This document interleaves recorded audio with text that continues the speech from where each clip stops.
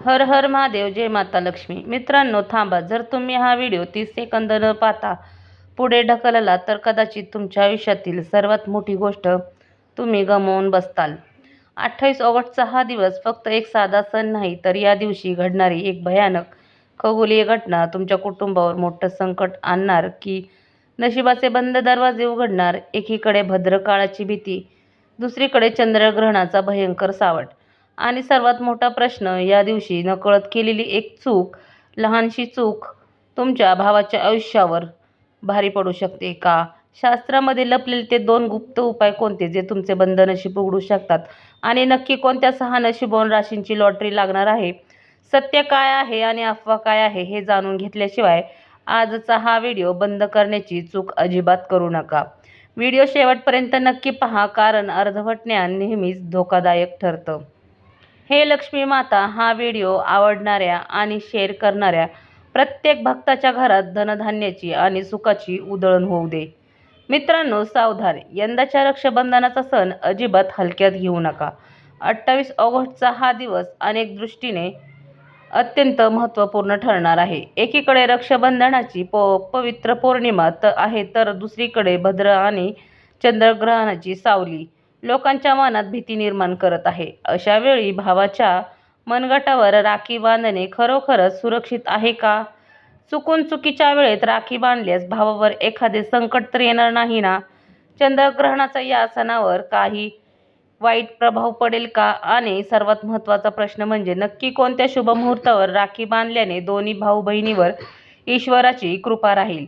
जर तुमच्याही मनात हेच प्रश्न असतील तर हा व्हिडिओ अजिबात पुढे ढकलून स्किप करून पाहू नका, कारण 28 ऑगस्टचा रक्षाबंधनाशी जोडलेल्या अशा काही अत्यंत महत्त्वाच्या गोष्टी आहेत ज्या तुम्हाला माहिती असणे गरजेचे आहे. आज आम्ही तुम्हाला सणाची अचूक तारीख, भद्रकाळ, चंद्रग्रहण आणि राखी बांधण्याचे योग्य वेळबद्दल सविस्तर माहिती देणार आहोत. त्यामुळे व्हिडिओ शेवटपर्यंत नक्की पहा. यंदा रक्षाबंधन नक्की 27 ऑगस्टला साजरे करायचे की 28 ऑगस्टला, यावरून लोकांमध्ये बराच गोंधळ आहे. आज आम्ही शास्त्राच्या आधारे हा सण नक्की कोणत्या दिवशी साजरा करावा आणि त्याची खरी तारीख काय आहे हे स्पष्ट करणार आहोत. यासोबतच भद्रकाळाची अचूक वेळही सांगू, कारण यंदा पौर्णिमेसोबत भद्रा आणि चंद्रग्रहण या दोन्ही गोष्टी चर्चेचा विषय बनल्या आहेत. म्हणूनच राखी बांधण्याचा योग्य मुहूर्त जाणून घेणे तुमच्यासाठी खूप महत्त्वाचं आहे. पण पुढे जाण्यापूर्वी कमेंट बॉक्समध्ये जय माता लक्ष्मी, हर हर महादेव नक्की लिहा आणि व्हिडिओला लाईक करा. रक्षाबंधनाचा हा सण भाऊ बहिणीच्या अतूट प्रेमाचे प्रतीक आहे. या दिवशी बहीण आपल्या भावाच्या हातावर रक्षासूत्र म्हणजेच राखी बांधते आणि त्याच्या दीर्घायुष्यासाठी व उत्तम आरोग्यासाठी प्रार्थना करते. तसेच भाऊ देखील आयुष्यभर आपल्या बहिणीचे रक्षण करण्याचे वचन देतो. पण शास्त्रानुसार भद्रा काळात राखी बांधणे पूर्णपणे वर्ज्य मानले गेले आहे. त्यामुळे चुकूनही भद्रकाळात भावाला राखी बांधू नका. आनंदाची गोष्ट म्हणजेच 28 ऑगस्टला जेव्हा आपण रक्षाबंधन साजरे करू तेव्हा भद्रकाळ सूर्योदयापूर्वीच संपलेला असेल.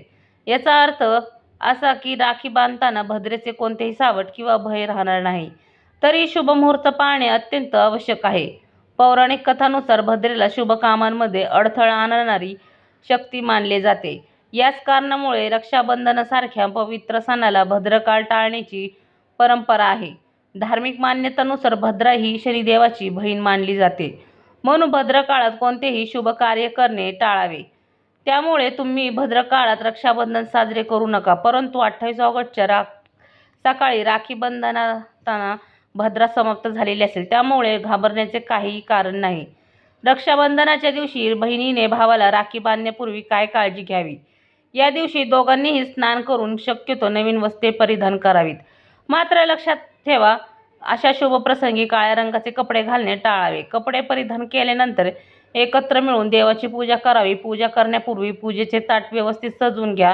त्यात कुंकू, अक्षदा, हळद, राखी, गोड मिठाई आणि 1 चमचा तुपाचा दिवा ठेवा. हा दिवा तुम्ही कणकेचा, मातीचा किंवा पितळाचा बनवू शकता, ज्याद्वारे तुम्ही भावाला ओवाळणार आहात. पूजा तयार झाल्यावर सर्वात आधी हे पूजेचे ताट देवाच्या चरणी अर्पण करा आणि पहिली राखी देवघरातील देवाला किंवा देवाच्या प्रतिमेला बांधा. मंदिरात पहिली राखी अर्पण केल्यानंतर भावाला पूर्व किंवा उत्तर दिशेला तोंड करून बसवावे, तर बहिणीने पश्चिम दिशेकडे तोंड करून बसावे. घरातील देवघरात पूजा पूर्ण झाल्यावर प्रथम भगवान श्री गणेशाला राखी बांधावी. त्यानंतर भावाला राखी बांधण्यासाठी पूजेचे ताट सजवावे. भावाला सर्वात आधी कपाळावर टिळा लावावा. त्यात कुंकू, चंदन आणि अक्षदा लावाव्यात. त्यानंतर त्याच्या डोक्यावर थोडेसे फूल व्हावे. जर फुले उपलब्ध नसतील तर अक्षता वाहून भावाची आरती ओवाळावी. आता भावाच्या उजव्या हाताच्या मनगटावर प्रेमाने राखी बांधावी. राखी बांधल्यानंतर भावाला गोड पदार्थ भरवावा आणि त्याच्या उज्ज्वल भविष्यासाठी व कल्याणासाठी प्रार्थना करावी. राखी बांधून झाल्यानंतर भावाने देखील बहिणीचे सदैव रक्षण करण्याचे वचन द्यावे. तिला कधीही त्रास न देण्याचे आणि तिचे हट्ट पुरवण्याचा संकल्प करावा. जर आई वडील हयात नसतील तर भावाने आई वडिलांचं छत्र बनून बहिणीची प्रत्येक इच्छा पूर्ण करावी व तिचा सांभाळ करावा. आपल्या क्षमतेपेक्षा जास्त सहकार्य करून बहिणीला आनंद द्यावा आणि तिला सुंदर भेटवस्तू अवश्य द्यावी. मित्रांनो, आता जाणून घेऊया की 2026 मध्ये रक्षाबंधनाचा हा पवित्र सण नक्कीच कधी साजरा केला जाईल. यावर्षी तिथीची सुरुवात 27 ऑगस्टला सकाळी सुमारे 9:08 होत आहे, तर पौर्णिमा तिथीची समाप्ती 28 ऑगस्टला सकाळी सुमारे 9:45 होणार आहे. त्यामुळे शास्त्र आणि श्रावण पौर्णिमेनुसार रक्षाबंधन हा सण 28 ऑगस्ट म्हणजेच शुक्रवारीच साजरा केला जाईल. आता मनात कोणताही गोंधळ ठेवू नका. 28 ऑगस्टलाच रक्षाबंधन आहे. आता या दिवशीच्या भद्रकाळाची वेळ जाणून घेऊया. यंदा सर्वात दिलासादायक गोष्ट म्हणजे 28 ऑगस्टला राखी बांधताना भद्रेचा कोणताही अडथळा असणार नाही. पंचांगानुसार भद्रकाळ सूर्योदयापूर्वीच संपलेला असेल. त्यामुळे 28 ऑगस्टच्या सकाळी पूजेत कोणतीही अडचण येणार नाही. भारतीय पंचांगानुसार 28 ऑगस्ट रोजी सकाळी 6:01 ते 9:53 या वेळेस राखी बांधण्याचा सर्वोत्तम शुभ मुहूर्त आहे. आता वळूया यंदाच्या सर्वात महत्त्वाच्या विषयाकडे, तो म्हणजे चंद्रग्रहण. 28 ऑगस्ट 2026 रोजी चंद्रग्रहणाची खगोलीय घटना घडणार आहे. त्यामुळे या ग्रहणाचा सणावर काही परिणाम होईल का, अशी शंका अनेकाच्या मनात आहे. या दिवशी सूतक काळ लागेल का, राखी बांधणे योग्य राहील का, हे समजून घेणे खूप गरजेचे आहे. धार्मिक मान्यतेनुसार चंद्रग्रहणाचा प्रभाव तो ज्या भागात अदृश्यपणे असतो म्हणजे दिसतो तिथेच मानला जातो. हे अंशात चंद्रग्रहण भारतात रात्री 8:21 ते 11:25 असणार आहे. त्याचे एकूण कालावधी सुमारे 3 तासाचा असेल. हे ग्रहण great Britain, Atlantica, America, Australia आणि युरोप या भागात स्पष्ट दिसेल. मात्र हे चंद्रग्रहण भारतामध्ये दिसणार नाही. त्यामुळे भारतात या ग्रहणाचा कोणताही सूतक काळ मान्य असणार नाही. जिथे ग्रहण दिसत नाही तिथे धार्मिक नियमानुसार सूतक पाळले जात नाही. त्यामुळे चंद्रग्रहणामुळे चिंता करण्याची अजिबातच गरज नाही. भद्रकाळही सूर्योदयापूर्वी संपत असल्याने 28 ऑगस्टला रक्षाबंधन साजरे करण्यास कोणताही अडथळा नाही. काही ठिकाणी सूर्यास्तानंतर रक्षाबंधन साजरे न करण्याची परंपरा असते. त्यामुळे उपलब्ध 100% मुहूर्तानुसार सकाळीच राखी बांधणे उत्तम ठरेल. सकाळच्या शुभ वेळेत राखी बांधल्यास ते भाऊ आणि बहीण दोघांसाठीही अत्यंत मंगलकारी आणले जाते. राखी बांधताना मनात भावाबद्दल प्रेम, आपुलकी आणि त्याच्या दीर्घ आयुष्याची खरी प्रार्थना असावी. तीच या सणाची खरी ताकद आहे. परंपरेनुसार काळ्या रंगाची राखी बांधणे टाळावे. त्याऐवजी लाल, पिवळ्या किंवा केशरी रंगाची राखी मनगटावर बांधावी. भेटवस्तू देताना भावाने बहिणीला सुरी, चाकू किंवा टोकदार वस्तू देणे टाळावे. त्याऐवजी सुंदर कपडे, दागिने, मिठाई किंवा यथाशक्ती दक्षिणा देऊन बहिणीचा सत्कार करावा. जर भाऊ दूर परदेशात किंवा दुसऱ्या शहरात असेल तर चिंता न करता व्हिडिओ कॉलद्वारे राखी दाखवून पूजेचा संकल्प करू शकता. देवापुढे भावाच्या नावाने पूजेचे ताट ठेवून ती राखी सुरक्षित ठेवून नंतर भावाकडे पोस्टाने पाठवून द्यावी. शेवटी रक्षाबंधनाला घरात सात्विक आणि शुद्ध भोजन बनवावे. खीर, पुरी, हलवा यासारखे गोड पदार्थ बनवून सणांचे आनंद द्विगुणित करावा. भावाच्या मनगटावर काळ्या रंगाचा धागा किंवा काळी राखी बांधणे पूर्णपणे टाळावे अशी धार्मिक मान्यता आहे. त्याऐवजी लाल, पिवळा, केसरी किंवा इतर अत्यंत शुभ रंगाची राखी बांधणे अत्यंत मंगलकारी मानले जाते. जरी रंगाचे महत्त्व असले तरी रक्षाबंधनाचा खरा आत्मा भाऊ बहिणीचे प्रेम आणि एकमेकांच्या रक्षणाच्या संकल्पात दडलेले असतो. त्यामुळे राखीचा रंग कोणताही असो, मनातील भावना खरी आणि पवित्र असावी. देवासमोर मनापासून केलेली प्रार्थना कधीही व्यर्थ जात नाही. आता जाणून घेऊया रक्षाबंधनाला भोजनात काय बनवावे.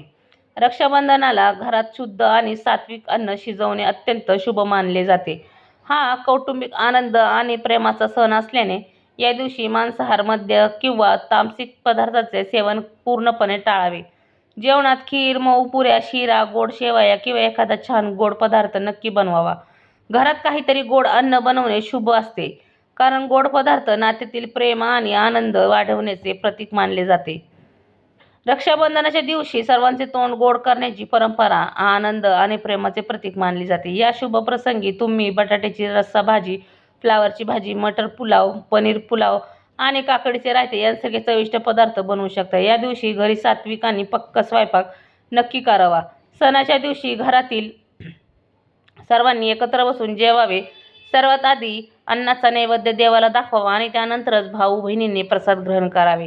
यामुळे कुटुंबात नेहमी सुख, शांती आणि प्रेमाचे वातावरण टिकून राहते. आता चंद्रग्रहणामुळे जेवणाबाबत लोकांच्या मनात अनेक शंका आहेत. जर तुमच्या भागात ग्रहण दिसत नसेल आणि तेथील पंचांग सूतक काळ मानत नसेल तर निव्वळ भीतीपोटी उपाशी राहण्याची अजिबात गरज नाही. परंतु जर तुम्ही अशा ठिकाणी राहत असाल जिथे पंचांगानुसार ग्रहण आहे, सूतक काळ पाळला जातो, तर तिथल्या धार्मिक परंपरेचा नियम नक्कीच पाळावेत. लक्षात ठेवा, ग्रहणाची परिस्थिती आणि नियम स्थानानुसार बदलू शकतात. यंदा रक्षाबंधन शुक्रवारी येत आहे. ज्या घरामध्ये शुक्रवारी संतोषी मातेचे पूजा किंवा विशेष नियम पाळले जातात त्यांनी आपल्या परंपरेनुसार आंबट पदार्थांचे पथ्य पाळावे. चिंच, लिंबू यासारखे आंबट पदार्थ न खाण्याचे पद्धत संतोषी मातेच्या व्रताशी जोडलेले आहे. जर तुमच्या घरात संतोषी मातेचा उपवास असेल तर नियमाचे पालन करा, अन्यथा काळजी करण्याचे कारण नाही. आता रक्षाबंधनाला बहिणीने भावाच्या कल्याणासाठी करायचा एक विशेष आणि सोपा उपाय जाणून घेऊया. हा उपाय धार्मिक श्रद्धेचा भाग असून भावाचे आयुष्य सुख समृद्धीने भरावे म्हणून केला जातो. राखी बांधल्यानंतर बहिणीने हाताच्या मुठीत काही पैसे घ्यावेत. ते पैसे भावाच्या डोक्यावरून 7 वेळा उतरवून म्हणजेच ओवाळून घ्यावे. त्यानंतर ते पैसे एखाद्या गरजू व्यक्तीला किंवा दान करावेत, अर्पण करावेत. मग देवापुढे हात जोडून भावाच्या उत्तम आरोग्याची आणि यशाची प्रार्थना करावी. जर तुम्ही एखाद्या पवित्र वृक्षाला, झाडाला धागा किंवा राखी बांधत असाल तर तिथल्या स्वच्छतेची काळजी घ्या आणि झाडाला कोणतीही हानी पोचवू नका.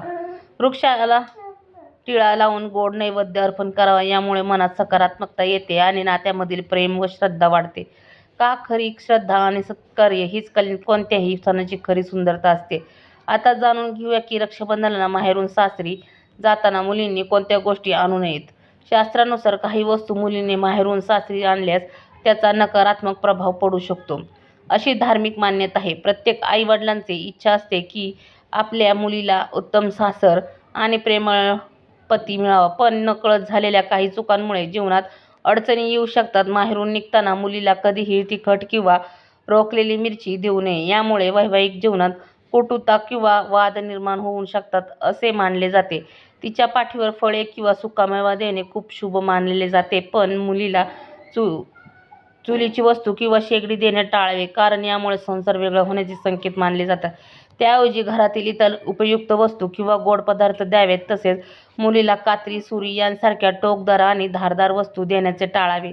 माहेरून जाताना मुलीला लोणचे देऊ नये, कारण यामुळे नात्यामधील आंबटपणा किंवा दुरावा येतो असे म्हटले जाते.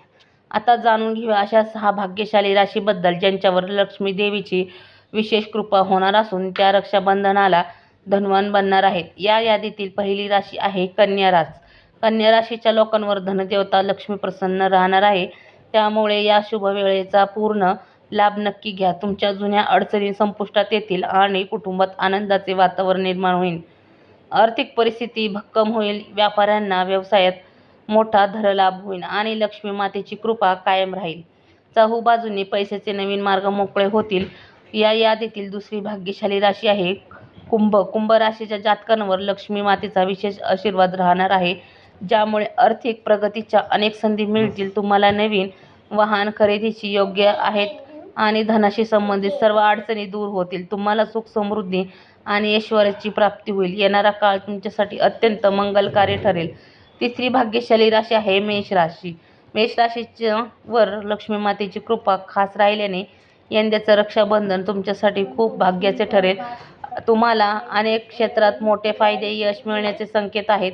जर तुम्ही नोकरी किंवा परीक्षेची तयारी करत असाल तर तुम्हाला उत्तम नोकरी मिळण्याची दाट शक्यता आहे. नशीब पूर्ण साथ देईल आणि पैशाचे आगमन वाढेल. धनाची आवक वाढल्याने तुमची समृद्धी द्विगुणित होईल. त्यानंतर चौथी भाग्यशाली राशी आहे सिंह रास. सिंह राशीच्या लोकांवर धनदेवता प्रसन्न असल्याने जीवनातील सर्व दुःख कष्ट दूर होतील. हा काळ तुमच्या पूर्णपणे अनुकूल राहील आणि प्रलंबित कामे वेगाने पूर्ण होतील. चौफेर धनलाभ होऊन नशिबाची भक्कम साथ मिळेल. करिअर आणि व्यवसायात नवीन प्रगती दिसून येईल. या रक्षाबंधनानंतर कर्क राशीच्या जातकांना विविध क्षेत्रात मोठे यश प्राप्त होऊ शकते. थांबलेला पैसा परत मिळवण्यास सुरुवात होईल आणि गुंतवणुकीतून चांगला परतावा मिळेल. बाजारात किंवा इतरांकडे अडकलेले पैसे सुरक्षितपणे परत मिळतील. चौथी यासोबतच त्याचं संतान प्राप्तीचा शुभयोग निर्माण होत आहे. येणाऱ्या काळात मिळणाऱ्या यशामुळे प्रगतीचे अनेक दरवाजे आणि फायदे तुम्हाला मिळतील. एकंदरीत या भाग्यशाली राशींच्या लोकांचे आयुष्य या रक्षाबंधनानंतर सुवर्णमयी आणि समृद्ध होणार आहे. या यादीतील तिसरी नशीबवान राशी आहे मेष रास. मेष राशीच्या जातकांवर लक्ष्मी मातेची विशेष कृपा राहणार आहे असून यंदाचे रक्षाबंधन तुमच्यासाठी अत्यंत भाग्याचे ठरेल. नोकरी, व्यवसाय आणि शिक्षणाच्या क्षेत्रात तुम्हाला मोठे यश मिळण्याचे संकेत आहेत. जर तुम्ही नवीन नोकरीच्या किंवा परीक्षेच्या शोधात असाल तर उत्तम संधी चालून येईल. चौथी भाग्यशाली राशी आहे सिंह रास. सिंह राशीच्या लोकांच्या आयुष्यातील सर्वात दुःख आणि अडथळे दूर होतील. हा काळ तुमच्या पूर्णपणे अनुकूल राहील. अडकलेली कामे वेगाने मार्गी लागतील आणि चौफेर धनलाभ होऊन आर्थिक स्थिती भक्कम होईल. पाचवी नशीबवान राशी आहे कर्क. या रक्षाबंधनानंतर कर्क राशीच्या जातकांना गुंतवणुकीतून उत्तम परतावा मिळेल आणि अडकलेला पैसा परत मिळवण्याची सुरुवात होईल. सोबतच कुटुंबात नवीन आनंदाची बातमी आणि संतानप्राप्तीचे शुभयोग निर्माण होत आहेत. सहावी आणि शेवटची भाग्यशाली राशी आहे धनु. धनु राशीच्या जातकांना लक्ष्मी मातेच्या आशीर्वादाने नशिबाची पूर्ण साथ लाभेल. मान सन्मान वाढेल, नवीन योजना यशस्वी होतील आणि घरात सुख समृद्धीचे आगमन होईल. एकंदरीत या 6 राशींच्या लोकांसाठी यंदाचे रक्षाबंधन अत्यंत शुभ, आनंददायी आणि सुवर्णमय ठरणार आहे. लक्ष्मी मातेचा असाच आशीर्वाद तुमच्यावर आणि तुमच्या कुटुंबावर राहो. कमेंटमध्ये जय लक्ष्मी माता नक्की लिहा आणि व्हिडिओ आवडला असेल तर लाईक आणि शेअर करायला विसरू नका. धन्यवाद.